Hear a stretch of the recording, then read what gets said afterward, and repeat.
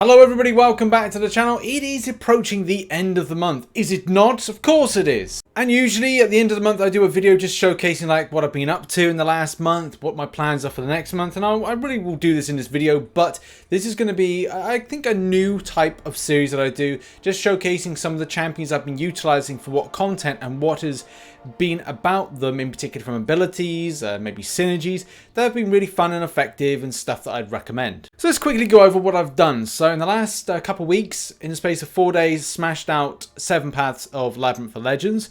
It was very boring, but it was just something that had to be done.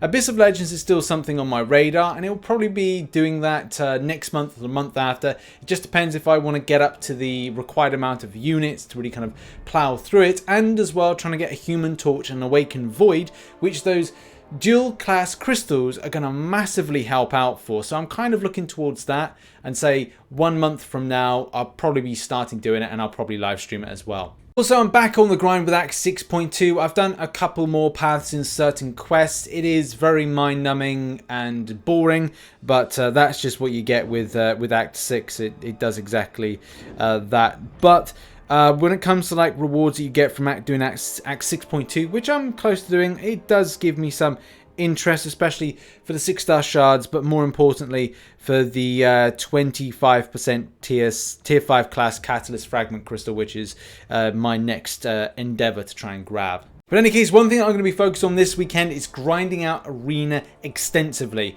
I will be doing a lot of Act 6, which will eat a lot of my units, but also I'll be doing a lot of Arena because it's double Arena time, and I want all those milestones, I want more units, and yeah, I'm just going to reinvest it into doing that grind. However, though, champion progression and champions that I'm ranking up is a bit of an issue because I'm lacking ISO.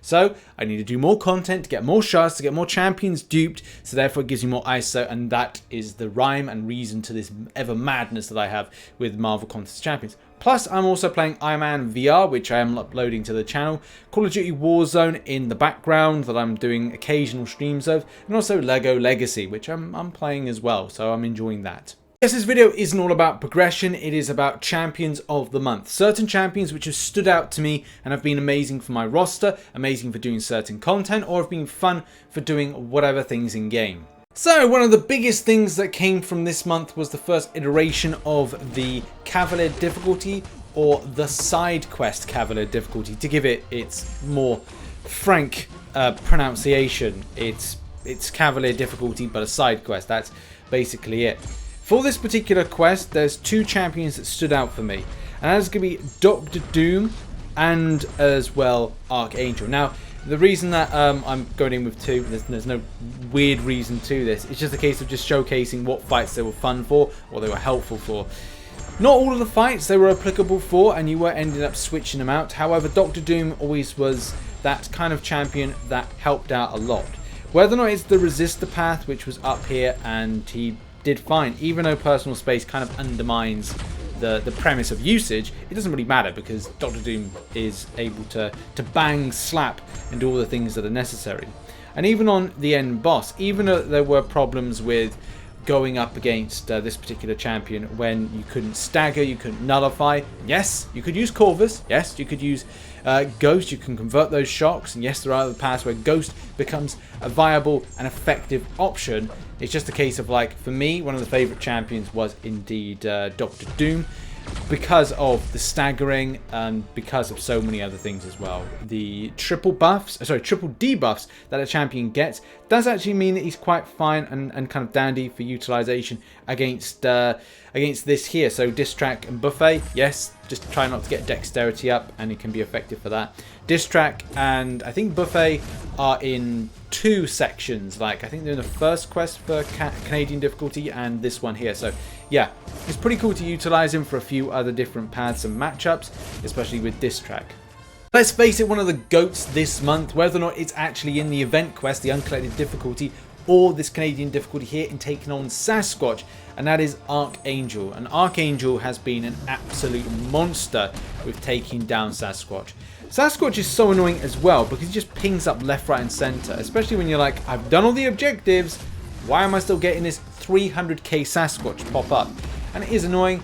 I've had a few instances where there's been some real issues with response to dexterity, dexing the projectile from the large log that comes towards you, and it's only been like I'd say once or twice in the first kind of 2 days of the launch of Canadian difficulty that it seemed to improve. But you know, it's been really frustrating to see this this Sasquatch fight pop up from time to time.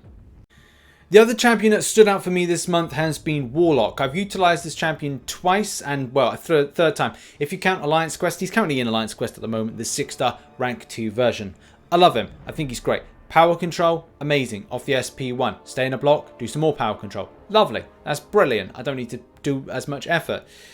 But there's been some amazing opportunities in things like the Canadian difficulty.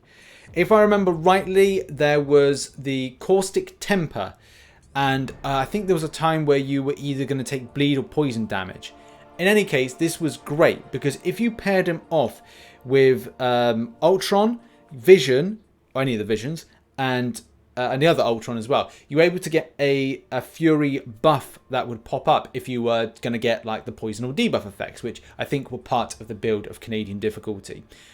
And this was great because you were able to then damage output and not feel like you were struggling against that particular lane. I put it in a video. If you've seen it, you've seen it. You know exactly what I mean. So that was one instance. Second instance is the champion is really good against things like Act 6.2.1 Life Cycle. There's a few other things in Act 6, but I will be covering that in future videos and guides and such like.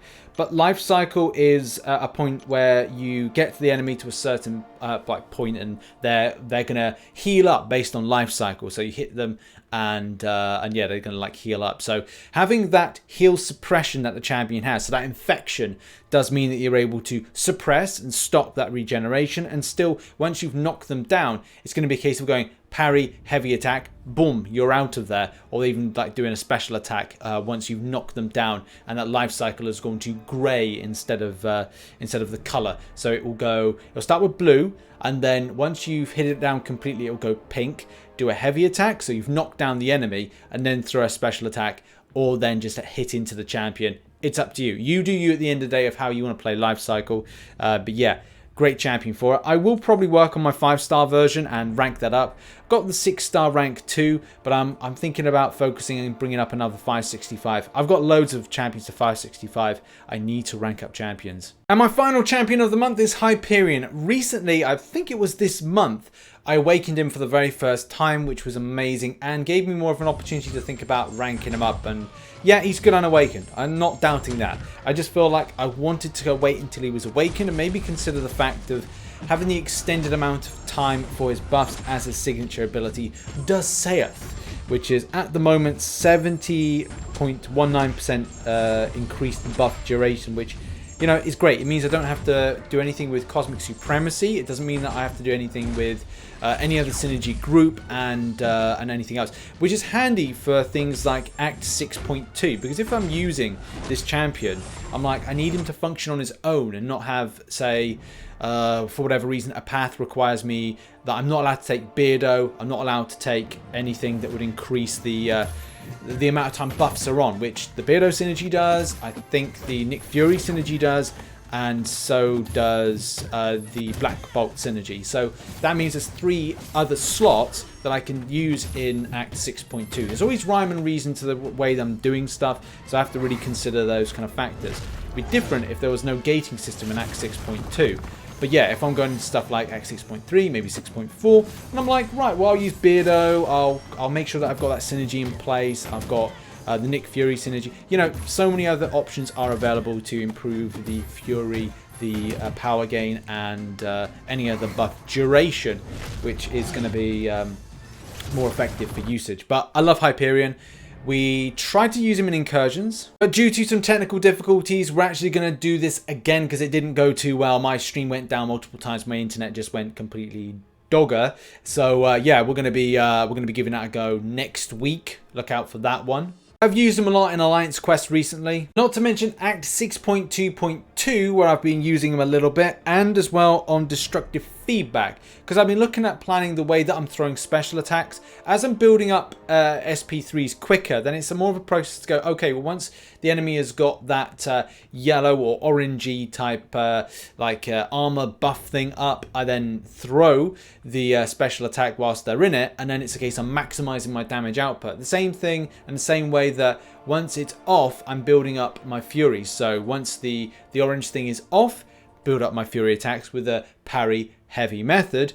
Once it's up, I then throw a special attack which will have a lot more furies, so when it expires it's then going to just like go boom with the amount of damage potential that's there. So I'm having fun with playing about with some different champions that you know, away from people going, oh, you must use this one or you must use that one. So I'm playing about, I'm finding out some fun things, and either way, you know, maybe I'll do something with life cycle, because I'm able to like do parry heavy, and then I'll be able to throw an SP3. So that could be handy for 6.2.1, which as soon as Hyperion is out of AQ, I'm going to give a go. So there we go, that's been sort of a new series. I want to do something that's a bit different, where I look at maybe like 3, maybe 4 champions that have ticked some boxes for some of the content Kabam have put out, and also some permanent content which I'm finding they're handy for as well. It gives a nice little experimentation, and as well gives you an idea of what I'm currently up to in game, and we'll see where I am next month with what I've done. Good luck to you all with whatever you're doing. I've got lots of guides I really need to write up and get to you in the coming weeks and month. I'm also waiting for stuff like Variant 3, the new changes to the Magneto, to then do a Variant 3 guide. But there you go, that has been the video. Hopefully you enjoyed it. Hopefully it was a bit insightful in some ways. As per usual, check out some recent content up there. Check out some other stuff from the other channels over there, where M does her current series about Marvel A to Z. Go and check it out. It's going to be over there as we wait for Marvel Realm to be properly announced. In any case, I'll see you in the next one. Bye-bye for now.